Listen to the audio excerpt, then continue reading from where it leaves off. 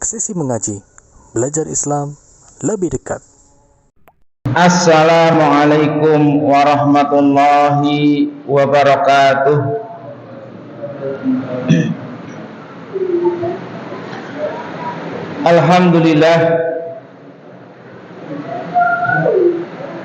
Alhamdulillah hamdan katsiran thayyiban mubarakan fih kama yuhibbu rabbuna wa yarda. Asyhadu an la ilaha illallah wahdahu la syarika lah wa asyhadu anna Muhammadan abduhu wa rasuluhu la nabiyya ba'dah. Qala Allah ta'ala ya ayyuhalladzina amanu taqullaha haqqa tuqatihi wa la tamutunna illa wa antum muslimun. Amma ba'd. Alhamdulillah, segala puji milik Allah Subhanahu wa ta'ala yang telah memudahkan kita untuk bisa duduk di majelis ilmu, salah satu majelis yang Allah Subhanahu wa ta'ala memuliakan orang-orang yang hadir. Para malaikat mendoakan ampunan, dan juga ikan-ikan yang di lautan, semut yang ada di lubang-lubang memintakan ampunan kepada para penuntut ilmu. Oleh karena itu, dengan keutamaan yang besar tersebut, marilah kita mengikhlaskan niat kita untuk Allah Subhanahu wa ta'ala, semata-mata agar kita bisa melihat wajah Allah Subhanahu wa ta'ala di akhirat. Amin ya rabbal alamin. Jemaah rahimani wa rahimakumullah, di kesempatan yang mulia ini akan kita sampaikan bagian yang kedua di antara hal-hal yang akan mengurangi kesempurnaan tauhid, sehingga tauhid seseorang tidak akan sempurna kecuali dia mengetahui hal ini dan meninggalkannya. Bagian yang pertama adalah tentang syirik kecil, syirkul asghar, yang contoh-contohnya pembagiannya sudah kita sampaikan. Dan kita masuk bagian yang kedua yang bisa mengurangi kesempurnaan tauhid adalah al-kufrul asghar,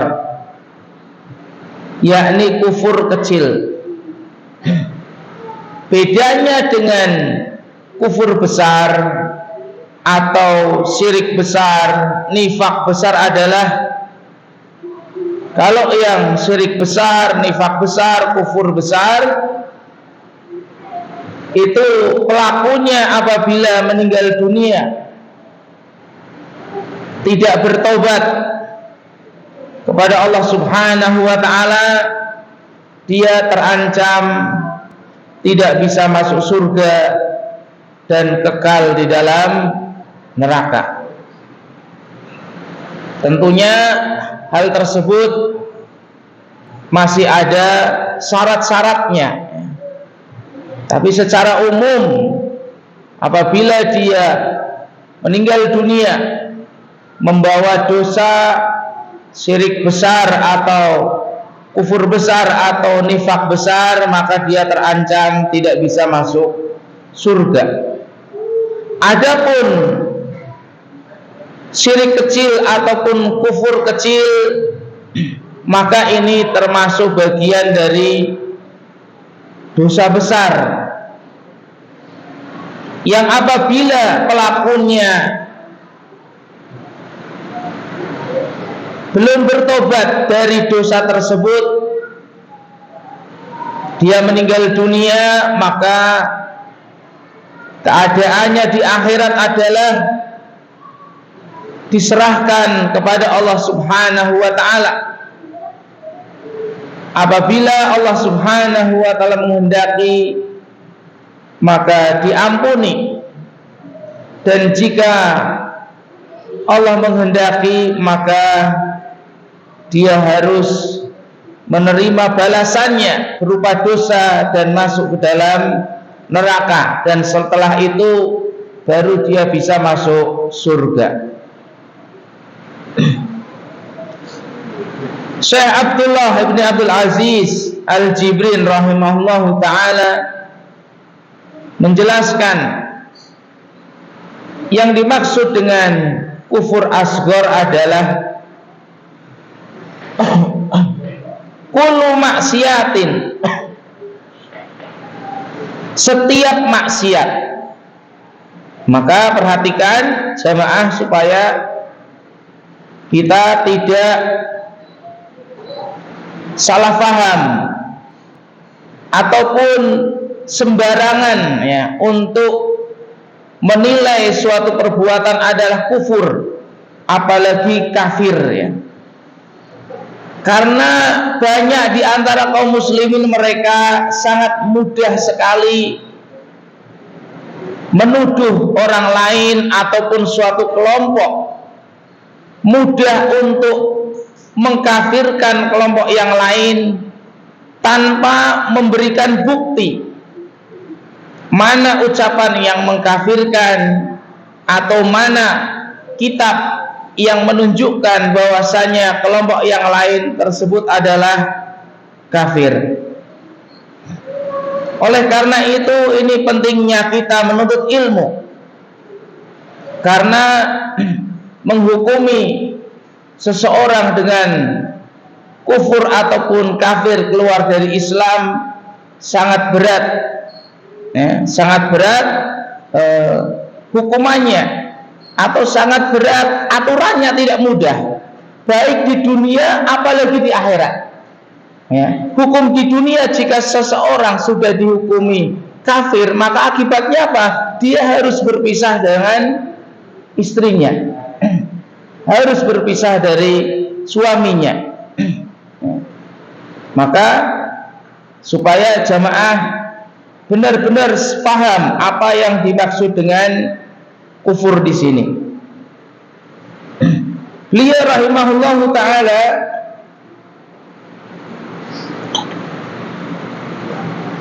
menjelaskan yang dimaksud dengan kufur asghar adalah setiap maksiat warada fi syar'i tasmiyatuha kufran, yang telah datang di dalam syariat menamakan maksiat tersebut adalah kekufuran.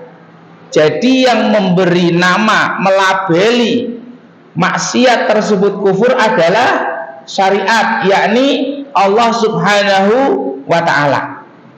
Tidak boleh suatu kelompok itu berkumpul untuk menentukan oh itu kufur, oh itu kafir, tidak boleh.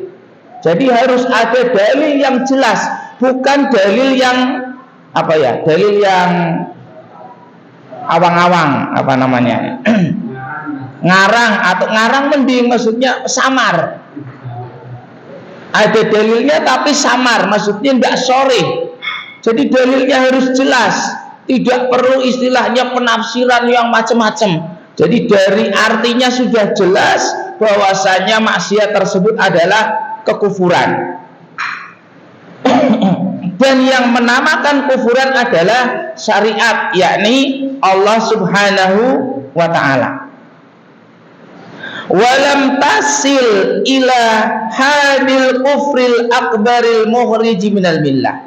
akan tetapi tidak sampai kepada kufur besar yang bisa mengeluarkan pelakunya dari agama Islam. Ya, kalau mengeluarkan pelakunya dari agama Islam namanya kufur akbar, kufur besar. Tapi kalau kufur kecil tidak sampai pelakunya itu apabila meninggal dunia terancam tidak bisa masuk surga, ya.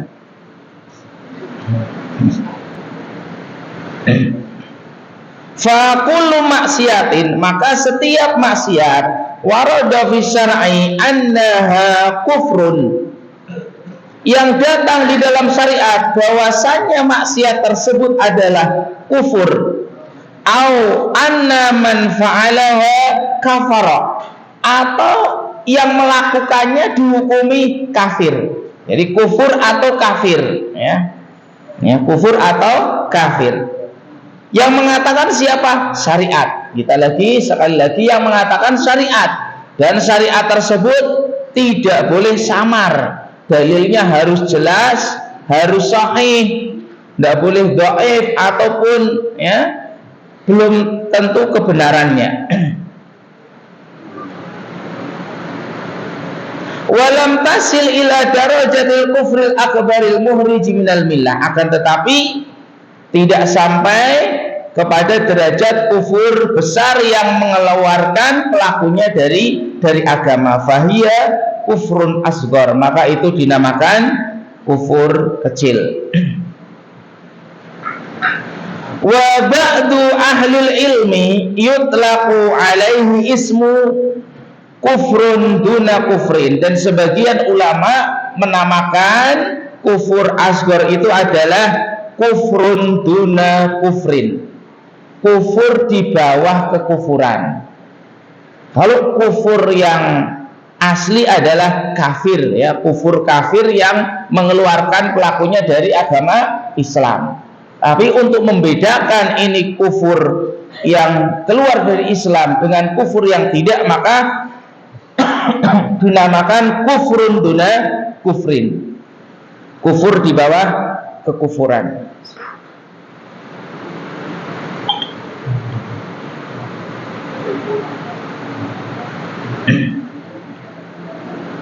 Wa ba'duhum yutlaqu alaihi ismu kufrun nikmah.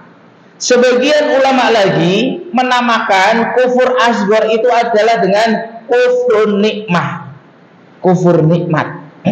Nah, ini yang sering, ya, atau yang banyak kaum muslimin terjatuh ke dalamnya. Nanti akan kita sebutkan dalilnya. Ya, dinamakan kufur nikmat karena kebanyakan orang terjatuh dalam kufur kecil ini adalah kufur nikmat kebanyakannya.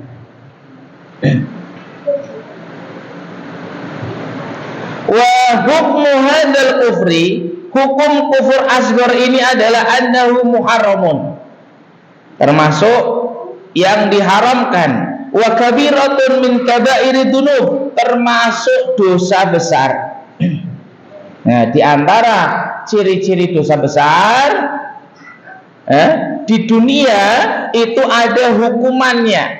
Ya, apabila ditegakkan hukum Islam, had, itu ada hukuman khusus. Itu namanya dosa besar. Atau di akhirat, ya, terancam dengan ancaman khusus. Jadi ada siksaan khusus, ya. Dosa besar itu ada siksaan khusus. Orang yang berzina siksaannya ini, orang yang mencuri siksaannya ini, orang yang minum khamr siksaannya ini, orang yang suka berjudi, ya, siksaannya ini, yang main togel, yang ini, yang sabung ayam misalnya, ya, dan yang sebagainya. Kalau itu dosa besar, maka ada siksaan khusus. Li'annahu min a'malil kufari, karena hal tersebut, kata Syekh, termasuk perbuatan-perbuatan orang-orang kafir. Allati haramahal Islam, yang Islam telah mengharamkannya. mengharamkan perbuatan tersebut. Walakinnahu la yuhriju sahibahu min millatil Islam, akan tetapi pelakunya tidak dikeluarkan dari agama Islam. Ya, pelaku kufur kecil tidak dikeluarkan dari agama Islam. Berbeda dengan syirik besar, ya, kufur besar ataupun nifak besar. Dan itu yang menghukumi adalah pemerintahan Islam. Sekali lagi, kita dalam membahas hukum, ya, syariat Islam, bukan menghukumi. Kita membahas syariat Islam, bukan menghukumi orang. Apabila suatu saat nanti, karena di akhir zaman nanti Islam akan dipimpin oleh seorang khalifah dan hukum Islam akan ditegakkan. Nah, ketika itu maka hukum-hukum ini akan ditegakkan. Orang-orang yang melakukan kekufuran, orang yang melakukan dosa besar, orang yang meninggalkan sholat misalnya, itu pasti ditegakkan.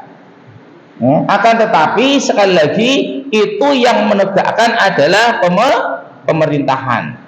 Entah itu pemerintahan Islam ataupun pemerintahan yang di sana menerapkan hukum Islam, walaupun bukan Islam misalnya ya, bukan Islam tapi menerapkan hukum Islam. Ini takrif atau pengertian dari kufur kecil. Kemudian selanjutnya akan kita sebutkan contoh-contoh kufur kecil. Contoh-contoh kufur kecil itu banyak macamnya. Akan tapi di kesempatan ini akan kita sebutkan beberapa contoh saja. Akan kita sebutkan beberapa contoh. Yang pertama adalah kufrun nikmah wal hukuk. Kufur nikmat dan kufur hukuk, ya, mengingkari nikmat dan mengingkari hak. Bahwasanya setiap orang itu punya hak dan kewajiban. Kadang dia ingatnya apa? Hak dia saja. Hak orang lain apa enggak dihiraukan. Dia sukanya nuntut terus, ternyata sebenarnya dia juga punya hak. Ya, suami punya hak, istri punya hak, anak punya hak. Mengingkari hak. Kamu apa anak? Harus nurut. Nah, misalnya ya. Kamu apa istri? Harus nurut. Iya, harus nurutnya benar, tapi dia juga punya hak, ya. Wa dzalika bi alla ya'tarifal 'abdu bi nikmatillahi ta'ala alaihi. Yani bahwasanya seseorang hamba yang tidak mengakui nikmat-nikmat Allah yang Allah berikan kepadanya. Ini namanya kufur nikmat. Dia tidak mengakui bahwasanya nikmat yang ia rasakan adalah dari Allah Subhanahu wa ta'ala. Namanya kufur nikmat. Wa minhu ayyunkira ma'rufan asaddahu ilaihi ahadul mahlukina. Atau yang kedua, mengingkari orang yang berbuat baik kepadanya. Yang pertama kufur nikmat, mengingkari Allah memberi nikmat padanya. Atau dia juga mengingkari orang lain telah berbuat baik kepadanya. Tetangga misalnya, ya, suami istri, anak sudah bertahun-tahun misalnya berumah tangga, mengatakan kamu tidak pernah berbuat baik sama saya. Mengingkari nikmat yang perbuatan baik yang diberikan kepadanya. Atau dia sudah berteman lama, makan bareng, susah bareng. Nah, ketika ada masalah mengatakan kamu tidak pernah berbuat baik kepada saya. Wa min awdahil adilah, di antara dalil yang menjelaskan ala hadzal mithal marahul Bukhari Muslim. Di antara dalil yang menjelaskan ini adalah hadis riwayat Bukhari dan Muslim. An Ibnu Abbas radhiyallahu anhuma, dari sahabat Ibnu Abbas, Abdullah bin Abbas radhiyallahu anhuma, Rasulullah sallallahu alaihi wasallam bersabda,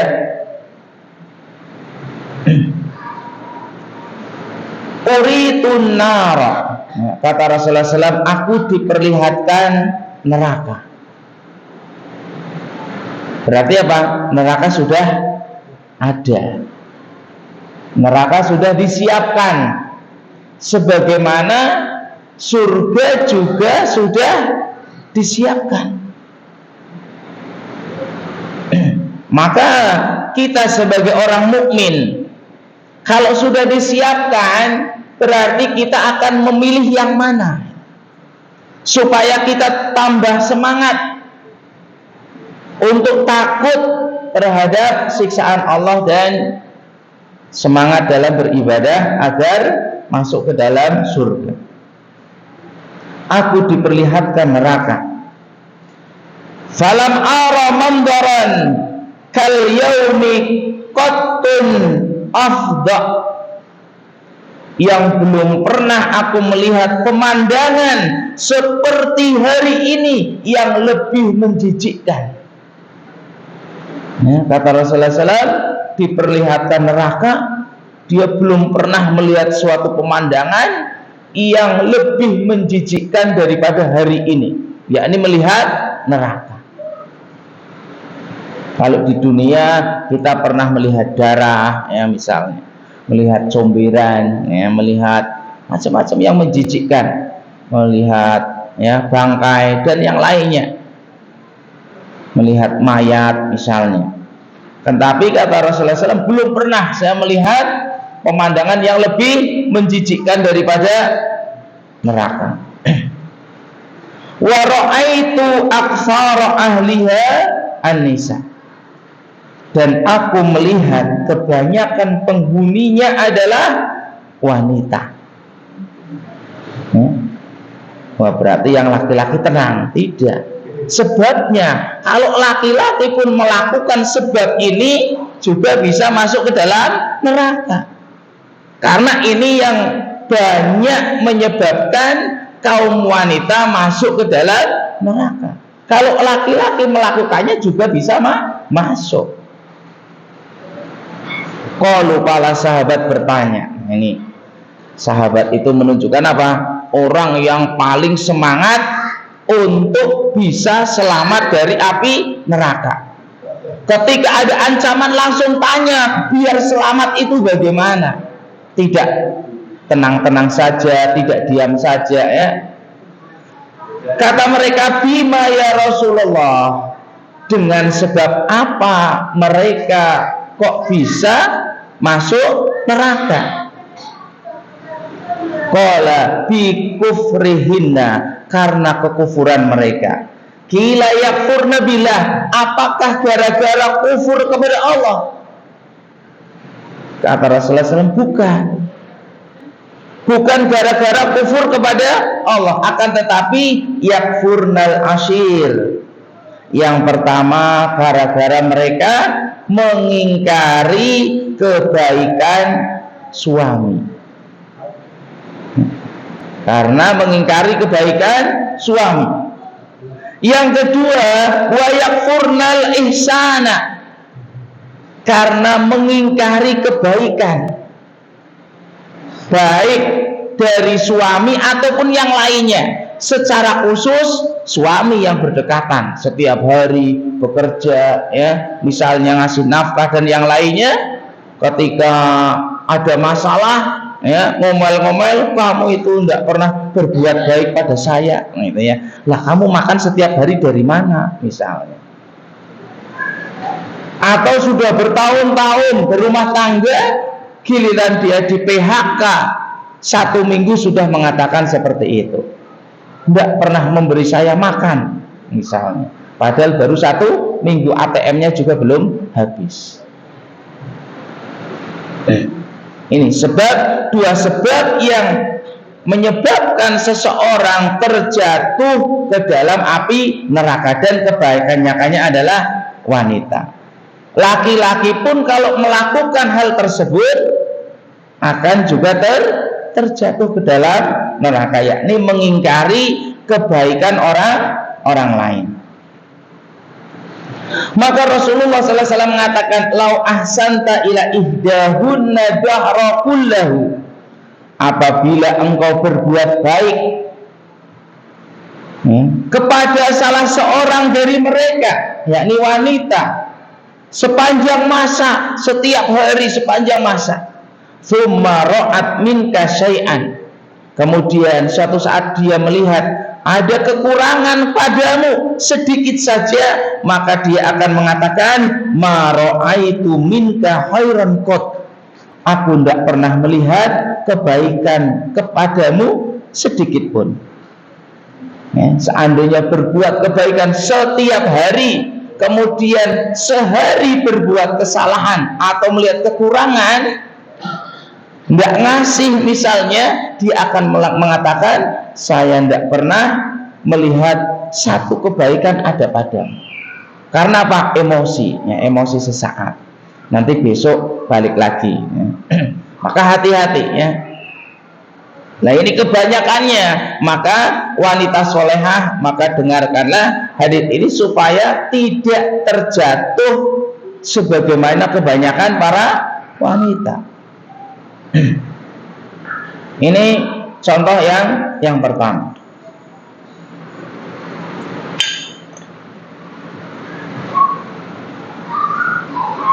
Kekufuran yang kedua, yakni membunuh seorang muslim. Membunuh seorang muslim. Dan ini juga bantahan tuduhan. Ketika dulu ada bom Bali misalnya ya, ada pembunuhan, itu teroris, orangnya berjenggot, ini istrinya bercadar, waduh kita kena semua dulu itu ya. Nah kita bantah dengan hadis seperti ini. Ini akidah kami, bahwasanya membunuh seorang muslim itu adalah kekufuran. Membunuh seorang muslim adalah kekufuran. Bahkan apa? Orang kafir, bukan hanya muslim, orang kafir saja tidak boleh ya. Kecuali kafir harbi, kafir yang menyerang. Namanya menyerang, masa kita harus istilahkan dibunuh gitu ya.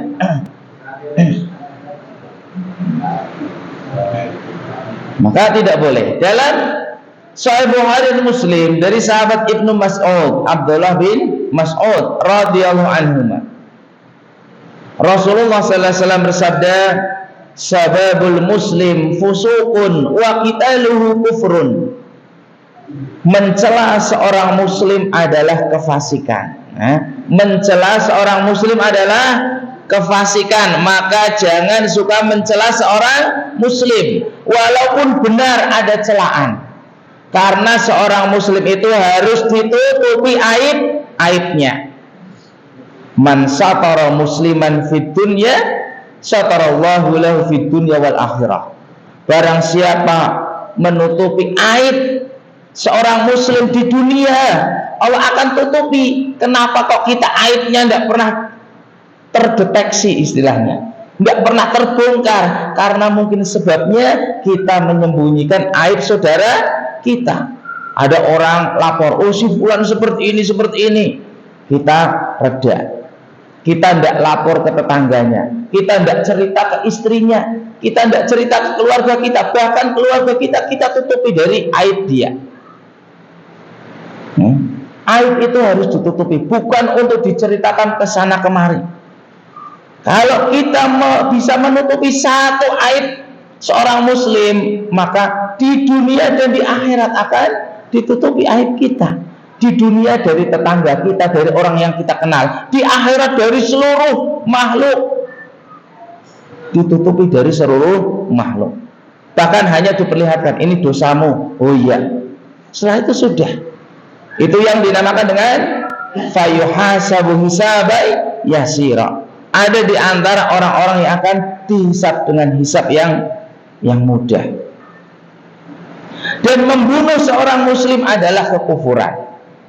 Membunuh seorang muslim adalah kekufuran, yakni dosa besar. Kemudian contoh yang ketiga,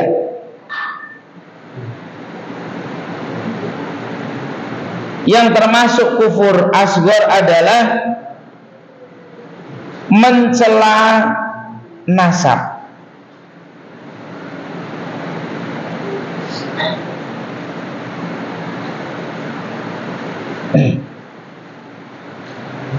Mencela nasab dan meratapi mayit, meratapi mayit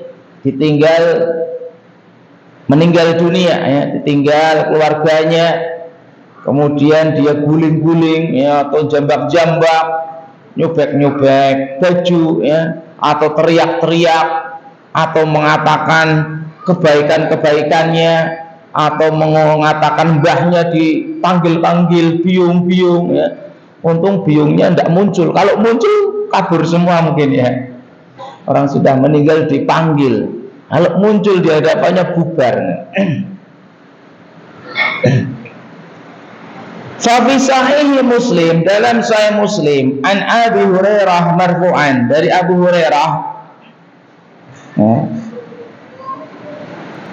Rasulullah sallallahu alaihi wasallam bersabda, "Ifnatani fin nasi huma bihim kufrun." Dua hal yang ada pada manusia, yang keduanya itu kufur. Keduanya adalah kekufuran. Kata Rasulullah SAW, at-ta'nu fin nasab. Yang pertama adalah mencela nasab. Mencela kakek neneknya, nasabnya.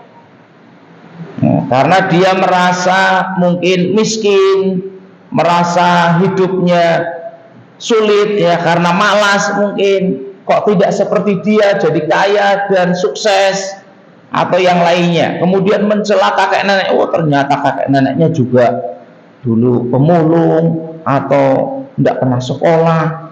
Duh, gimana? Mencela, kok saya tidak keturunan si fulan. Ini tidak boleh. Dalam Islam tidak ada hubungannya. Tidak ada hubungannya seseorang itu baik ataupun buruk gara-gara nasab. Gara-gara nasab. Seseorang masuk ke dalam surga menjadi baik, mulia, atau dihukum di neraka bukan gara-gara nasab.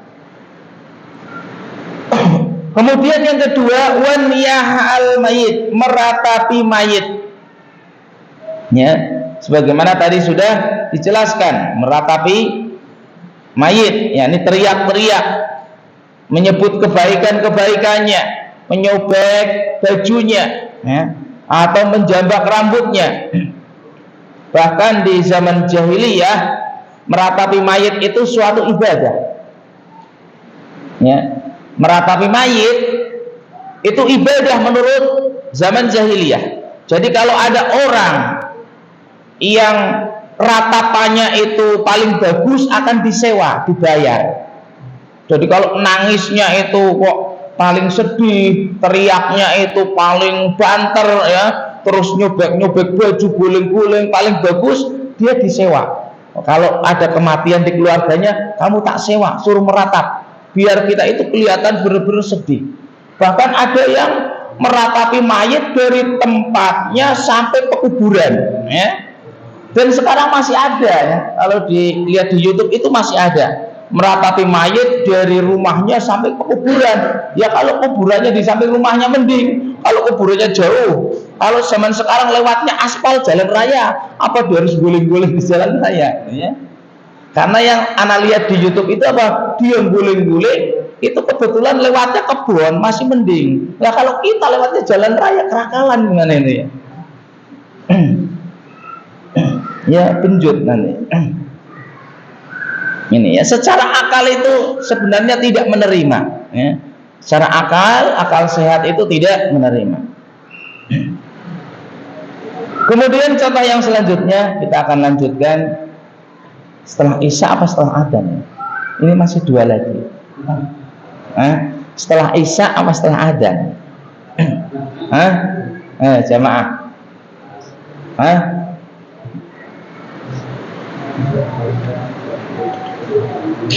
Kita lanjutkan kepada Isya berarti. Allahumma sholli ala Muhammad wa ala ali Muhammad.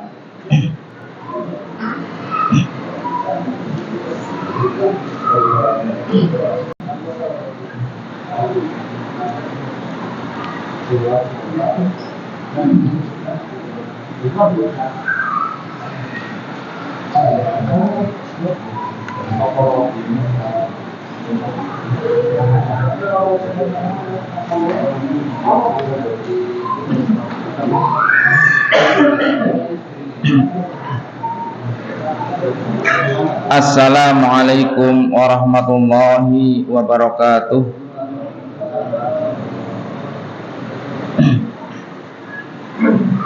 Bismillah, salatu wassalamu ala rasulillah wa ala alihi wa ashabihi wa man walah. Amma ba'd.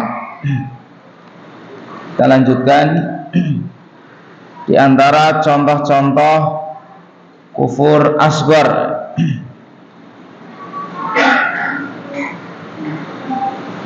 Yang ke berapa? Nah, yang nulis ini. Kufur asghar yang ke yang pertama Pak. Kufur nikmat. Yang kedua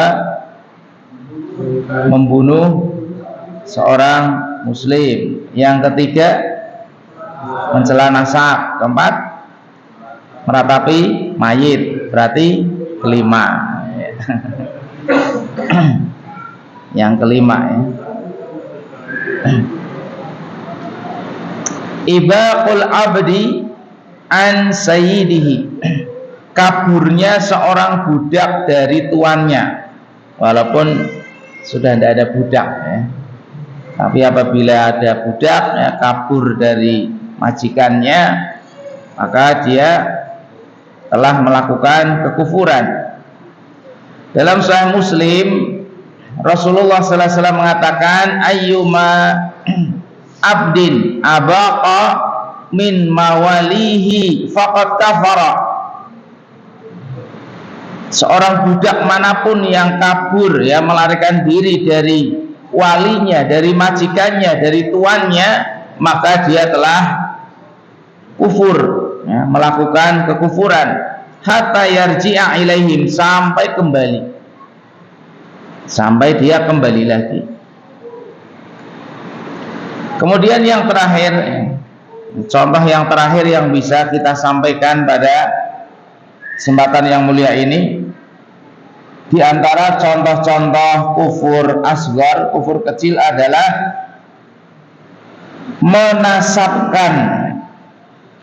menasabkan seseorang kepada orang lain yang bukan orang tuanya. Menasabkan orang lain atau kepada seorang bapak ya, anak kepada bapak yang ternyata dia bukan bapaknya atau itu bukan anaknya. Misalnya orang yang ngangkat anak, ngadopsi anak, dia tidak punya anak, ingin momong ya, akhirnya beli bayi ya, kan ada ya yang beli bayi atau ngrumat atau yang lainnya atau nemu ya. Kemudian dia tahu orang tuanya, akan tapi dia nasabkan kepada dirinya. Ya, kebanyakannya kan seperti itu. Binnya ikut dia, akhirnya dibikin KTP atau KK, ikutnya binnya dia, padahal itu bukan anaknya dan dia tahu orang tuanya, maka itu salah satu bentuk kekufuran. Dalam Sahih Bukhari dan Muslim, an Abi Dzar Al-Ghifari radhiyallahu an, Rasulullah sallallahu alaihi wasallam mengatakan, laisa min rajulin, tidaklah seorang laki-laki idda'a li ghairi abihi, yang ia mengaku kepada orang lain yang dia itu bukan orang tuanya, bukan bapaknya, wa huwa ya'lamuhu, padahal dia mengetahui, tapi dia ngaku-ngaku sebagai bapaknya. Oh, itu anak saya. Ya. Uang mirip misalnya, ini kan lihat mirip bayinya, padahal bukan anaknya. Dia beli atau nemu atau ngurumat atau yang lainnya, dan dia tahu sebenarnya, tahu bukan anaknya dan tahu orang tuanya, bahkan illa kafaro, melainkan dia telah melakukan kekufuran. Ini diantara contoh dan kebanyakan yang terjadi di masyarakat.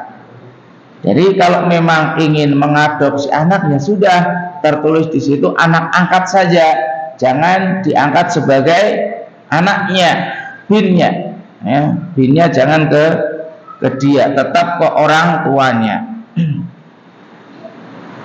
Nah, mungkin ini yang bisa kita sampaikan di antara contoh-contoh bentuk kufur asghar, ya. Dan masih banyak contoh yang lainnya, nanti bisa ditanyakan atau dicari dalam kitab-kitab tentang kekufuran atau tentang kemaksiatan. Nah, Ustaz, apa itu jahil? Jahil, ya. Jahula, yajhalu, ya. Jahula apa ya? Jahila, jahila yajhalu. Jahil itu bodoh, ya. Jahil itu bahasa Arab. Kalau jahilnya di sini apa? Usil, ya. Kalau jahilnya di kita usil, tapi jahil dalam syariat adalah bodoh, tidak tahu. Tidak tahu agama maksudnya. Bukan bodohnya itu karena sekolahnya itu tidak lulus, bukan. Kalau dia tidak lulus, Bilal itu tidak sekolah. Bilal bin Rabah tidak sekolah, tapi belum meninggal, suara terompahnya sudah terdengar di surga oleh Rasulullah sallallahu alaihi wasallam. Jadi jahil itu tidak tahu agama, bukan tidak tahu pelajaran di sekolah, bukan gara-gara ketika ditanya di sekolah tidak bisa jawab, nilainya 2, 3, bukan. Tapi semata-mata tidak tahu tentang agama. Suruh sholat tidak tahu bacaannya, ya. Ditanya rukun Islam, rukun iman, apa itu syirik, apa itu bid'ah, tidak tahu. Ketika bukan apa yang kamu lakukan itu sebenarnya kesyirikan, yang kamu lakukan itu bid'ah, tidak ada contohnya, dia tidak merasa, tidak tahu. Ini jahil, orang yang jahil.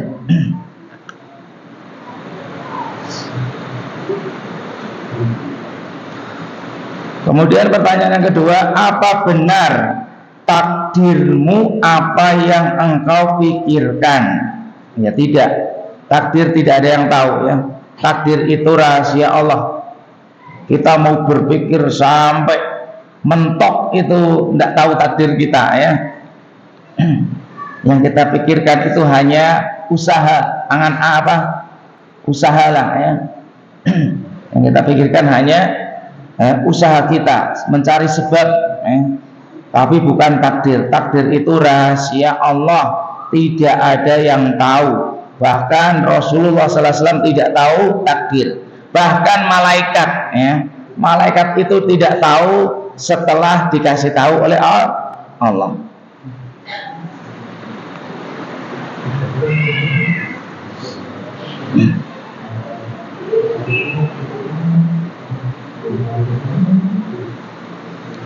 Pertanyaan selanjutnya, apakah benar seorang suami berbuat dolim dosanya lebih besar daripada istri yang tidak menunaikan hak kepada suami?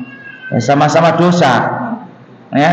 Untuk besarnya ya sesuai dengan dosanya. sesuai dengan kedolimannya, dan itu yang tahu hanya Allah Subhanahu wa Ta'ala. Saya tidak bisa nimbang ya. Hanya dia dolimnya apa ya, dolimnya itu kan macam-macam. Ada dolim tidak dikasih hak lahir batin, tidak dididik, dan macam-macam ya dolimnya. Tidak diajak menuntut ilmu ya, sendiri saja yang pinter saya tidak diajak misalnya. Ketika jalan-jalan tidak diajak misalnya. Jadi tidak benar ya, tidak benar seorang suami yang berbuat dolim itu dosanya lebih besar. Tergantung kedolimannya, tergantung kedolimannya. Pertanyaan selanjutnya, apakah benar zina itu hutang?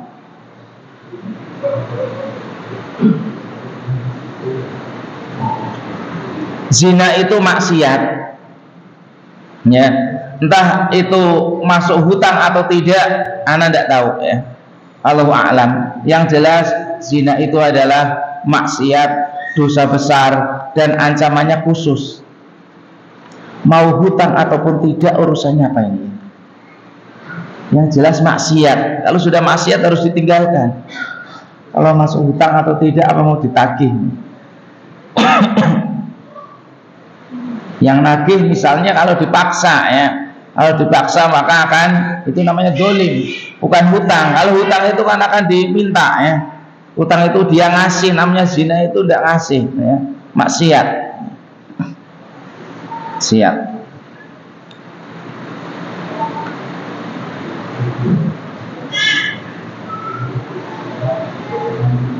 Ustaz, apabila istri kufur terhadap suami, istri kufur terhadap suami dan istri menyadarinya, apa yang sebaiknya dilakukan istri agar terhindar dari dosa kufur? Bertobat ya, bertobat, minta maaf, sudah cukup ya, cukup, tidak usah sholat taubat, tidak usah ya. Namanya dosa kalau urusannya terhadap manusia, bertobat menyesalinya ya. Namanya tobat itu harus ada penyesalan, jangan saya minta maaf tapi besok mau diulangi lagi ya. Namanya tobat itu ada penyesalan. Yang pertama penyesalan, kemudian ada keinginan tidak akan mengulanginya, walaupun besok setan goda lagi kan, setan akan goda terus, nanti terjatuh lagi, kemudian tobat lagi, penyesalan lagi ya, berusaha untuk menjauhinya.